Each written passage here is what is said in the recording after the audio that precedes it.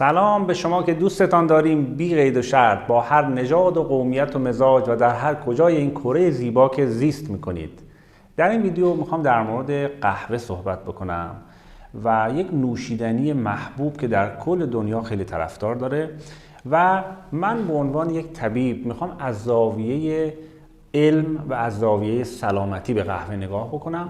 اینکه قهوه رو چه کسانی میتونن راحت بخورن، چه کسانی نباید بخورن، چه کسانی در چه فصلی از سال باید بیشتر بخورن، در چه منطقه‌ای خوب استفاده بشه و در چه مناطق آب و هوایی قهوه خوب نیست. اینا رو میخوام بپردازم بهش و یک دیدگاهی به شما بدم که در مورد اون چه که میخورید به یک علمی برسید. با من همراه باشید با یک ویدیوی بسیار جذاب.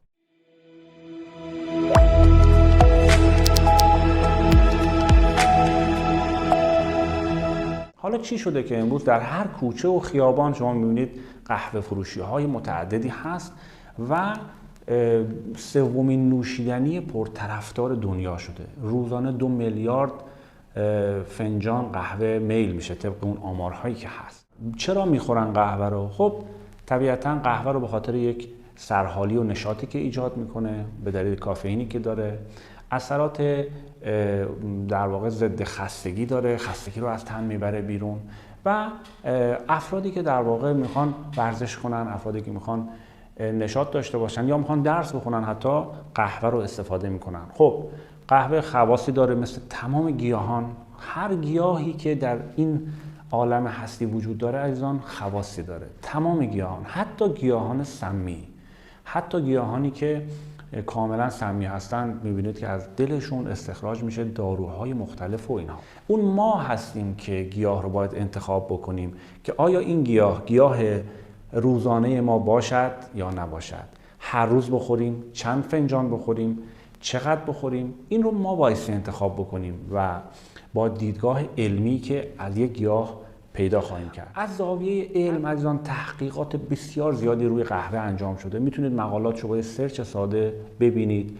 دانشگاه‌های مختلف رو قهوه کار کردن، بیمارستان‌های تحقیقاتی مختلف کار کردن، سوئد، آمریکا، و هم خواصی رو براش گفتن و هم مضراتی که بهتره شما هم آگاه بشید.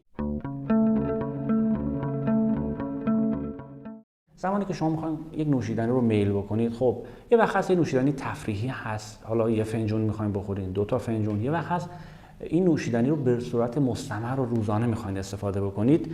هیچ اشکالی نداره تا زمانی که سالم هستید. زمانی که کسی این بیماری ها رو داشت دیگه قهوه براش مضره.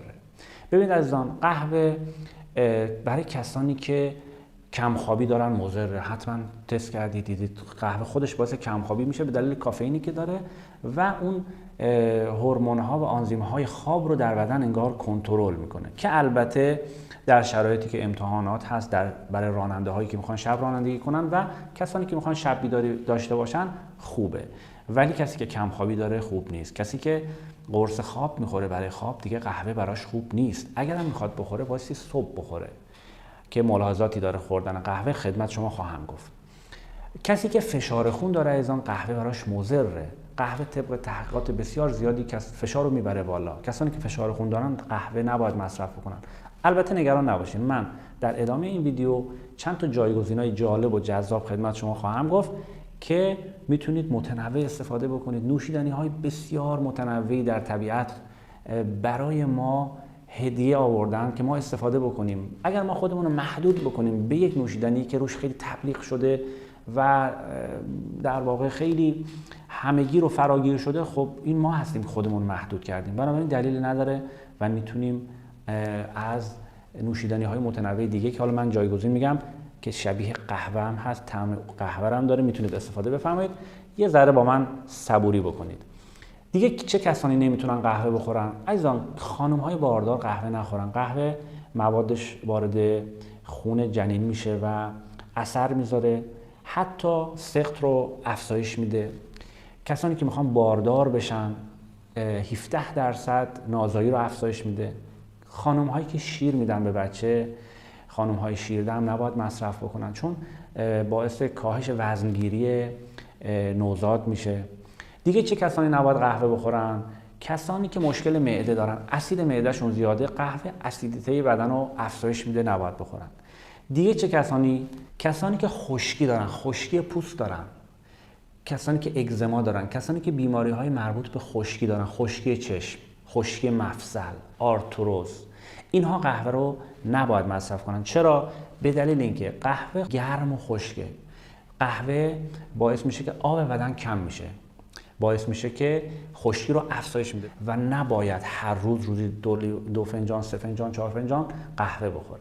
دیگه چه کسی نباید قهوه بخوره؟ کسانی که زمینه پوکی استخوان دارن، افراد بالای 50 سال، خصوصا خانم ها، قهوه براشون جالب نیست. چرا؟ چون طبق تحقیقات کسانی که روزی 4 فنجان قهوه میخورن 70% احتمال پوکی استخوانشون افزایش پیدا میکنه، به دلیل اینکه کلسیم رو دفع میکنه. مورد بعد کسانی که کمخونی دارن. عزیزان، قهوه موادی داره که شما اگر بلافاصله بعد غذا یا نزدیک غذا میل بفرمایید، باعث میشه که اون جایگاه هایی که آهن بایستی بچسبه، قهوه میره اونجا رو میگیره و اجازه جذب آهن نمیده. بنابراین کسانی که کمخونی، فقر آهن دارن، قهوه براشون مضره. بالعکس کسی که پرخونی داره، کسی که افزایش، چون بعضیا هستن که آهن بدنشون از حد مجاز بالاتره، ما به اونها توصیه میکنیم قهوه بخورن. اتفاقا قهوه رو هم نزدیک غذا مصرف بکنن.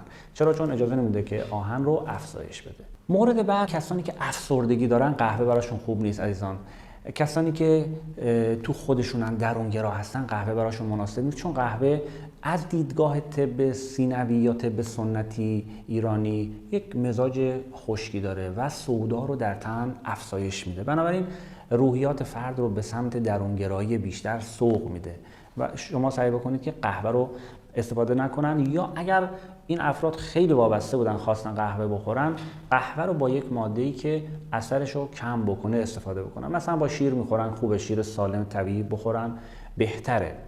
اگر سرکنگبین بخورن بعدش خوبه، یعنی اثرات خشکی قهوه رو کم بکنه، اینجوری بهتر هست. و الا خود قهوه روز چند فنجان سودا رو در مغز افزایش میده و زمینه افسردگی رو تشدید میکنه.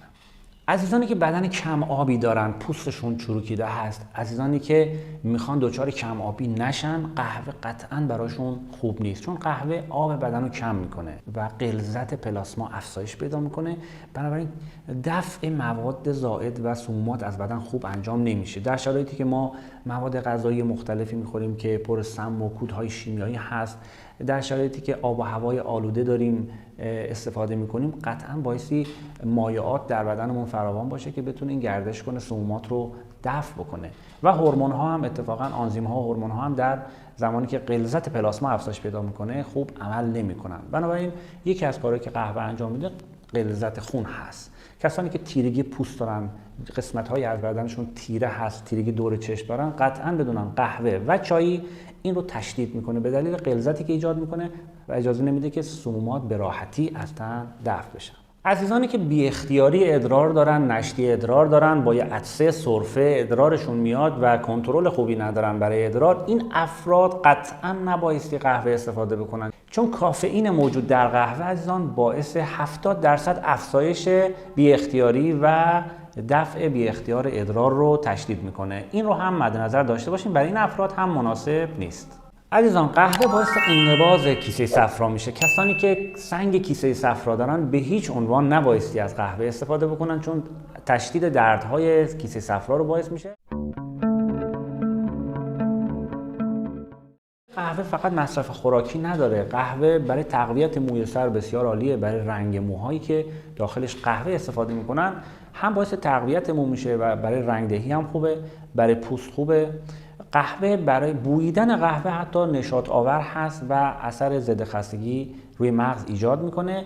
قهوه رو عزیزانی که میخوان مورچه رو دفع کنن، مورچه تو خونه‌شون زیاد هست، توی مسیرهای که مورچه میره اینها یه مقدار پودر قهوه بریزن، مورچه ها خیلی از اون بوی قهوه خوششون نمیاد، خصوصا زمانی که شما قهوه رو با یه مقدار پودر دارچین و یه مقدار فلفل مخلوط بکنید بریزید، قهوه باعث میشه که مورچه ها کمتر تردد بکنن.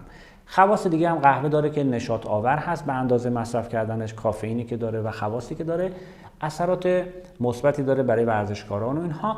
مناطق اروپایی که سرده، رطوبتش بالا هست برای اونها بهتر هست. افرادی که رطوبت تنشون بالاتر هست برای اونها هم بهتر هست. ولی کسانی که مزاج خشکی دارن، کسانی که در مناطق خشکی زندگی میکنن، مثل یزد، مثل خراسان، مثل اصفهان، مناطق گرم و خشک، خب این مناطق سازگاری نداره با اینکه قهوه رو بخوان هر روز استفاده بکنن. اصلا قهوه مناسب این سرزمین ها نیست، مناسب این آب و هوا نیست. اینها آگاهی هایی هستش که طب سنتی بهش توجه میکنه و واقعا بحث مزاج شناسی خیلی مهمه. توصیه میکنم ویدیو مزاج شناسی ما رو نگاه بکنید، مزاج خودتون رو تشخیص بدید. این به سلامتیتون خیلی کمک میکنه. کسانی که قهوه براشون مناسب نیست میتونن چی بخورن به جای قهوه؟ این چند تایی که میگم رو میتونید جایگزین بفرمایید. هم خودتون تو خونه میتونید درست بفرمایید، هم بعضی در واقع سایت ها و اینها هستن که میفروشن و میتونید از اون سایت ها استفاده بکنید. کسانی که میخوان قهوه رو کم بکنن و نوشیدنی های سالمتر رو جایگزین بکنن. خصوصا سایت دکتر گین لایف هم سایت خوبی هست، میتونید محصولات ارگانیک رو سفارش بدید. از کشور عمان براتون ارسال میشه به همه کشورهای جهان. ممکنه براتون سوال پیش بیاد نسکافه چطور؟ نسکافه هم آیا مثل قهوه هست یا نه؟ ببینید عزیزان، قهوه در واقع پودرش میکنن، یه اسم میذارن، درشتر یه اسم میذارن، اسمهای مختلفی که بیشتر سیستم صنعت در واقع بیزینس و تجارت روش نامگذاری میکنه. فریب اینها رو خیلی نخورید و یه چیزی بهش اضافه میکنن، یه اسم میذارن. اسمای متنوعی هم میذارن که جوان پسند باشه و امروزی‌ها بیشتر جذب بشن و برن سراغش رو ازش استقبال بکنن، چون یه اسم مثلا خاصی داره. اولا که نسکافه در کشور ایران طبق تحقیقات بعضی از دوستان حوزه سلامت، اینها تحقیق کرده بودن و گفته بودن که 20% قهوه هست و 80% مواد افزودنی داره. موادی مثل شیر خشک داره، پودر شیر خشک داره، مثل شربت گلوکوز داره، شکر داره، نمک داره، روغن پالم داره. اینها رو میان مخلوط میکنن و به یه اسم جدیدی میگن حالا شد نسکافه و میل بفرمایید که اتفاقا ضررای این به مراتب بیشتر از قهوه است. بنابراین اگر میخواید میل بفرمایید سعی بکنید همون قهوه رو مصرف بکنید. قهوه رو هم قهوه‌ای باشه که ارگانیک باشه، چون قهوه خیلی بیزینس قوی پشتش هست و گردش مالی چند میلیارد دلاری در دنیا داره. خیلی کشاورزا هم در واقع رعایت نمی‌کنن و سموم بسیار زیادی رو کود و سموم زیادی در مزارع استفاده میشه. قهوه ارگانیک استفاده بفرمایید و از این قهوه‌ای که افزودنی بهش اضافه میکنن حتی المقدور کمتر استفاده کنید. و جایگزینی هم که برای قهوه میتونید استفاده بکنید، خودتون در منزل این هسته های خرما رو بگیرید، این هسته ها رو بریزید تو ماهیتابه، تفتش بدید و یه مقداری برشته بشه، یا با دستگاه‌هایی هستن که تخمه رو میریزن داخلش اینجوری تفت میدن، اینها گرد هست، میتونید هسته های خرما رو بدین براتون تفت بدن. بعد آسیاب بفرمایید. پودر که شد، پودر هسته تفت خورده خرما دقیقاً طعم قهوه رو داره، همون شکل هم داره و همون شکلی هم هست و خواص خیلی خوبی هم داره. برای دیابتی‌ها بسیار خوبه، کنترل کننده قند خونه. برای کسانی که سنگ کلیه دارن خیلی خوبه. این مضراتی هم که گفتیم، فشار خون و مشکلات معده و پوکی استخوان، اینها رو هم نداره. فواید زیادی هم داره که شما میتونید سرچ بفرمایید قهوه خرما، یعنی قهوه هسته خرما، که میتونید از سایت‌های مختلف، خصوصا سایت دکتر گین لایف که محصولات ارگانیک داره رو میتونید اونجا این محصولا هم ببینید. جایگزین بعدی قهوه چای سیب یا در واقع اون برشته شده سیب هست که خودتون هم میتونید در منزل درست بکنید. سیب رو رنده بکنید، بذارید خشک بشه، بعد تو ماهیتابه بدون روغن تفتش بدید و یا به میتونید با هم مخلوط کنید. اگر خواستین معطر هم بشه، یه مقدار به لیمو یا یک سری گیاهان معطر هم اضافه بکنید. یک نوشیدنی بسیار عالی و خوبی هست که در واقع میوه هم هست، سیب هست یا به هست که زیاد خوردنش هم مشکل نداره. شما میتونید روزی چند فنجون از این نوشیدنی استفاده بفرمایید و این نوشیدنی رو هم در منزل میتونید تهیه بکنید، هم میتونید از سایت دکتر گین لایف ببینید و تهیه بکنید. در صورت تشکر میکنم از همراهی شما عزیزان، از اینکه مطالب ما رو دنبال میکنید، لایک میدید. اسم شهراتون رو که مینویسید خیلی باعث خوشحالی ما میشه. ما حس میکنیم که با شما دوستیم، تعامل داریم. دوستانی که ما نمیبینیمشون و یک طرفه ما رو میبینن، به همه شما عشق میورزیم، همتون رو دوست داریم. دوست داریم همتون سالم باشید و پر انرژی و با نشاط زندگی بکنید. متشکرم و براتون آرزوی سلامتی دارم. خدا نگهدار.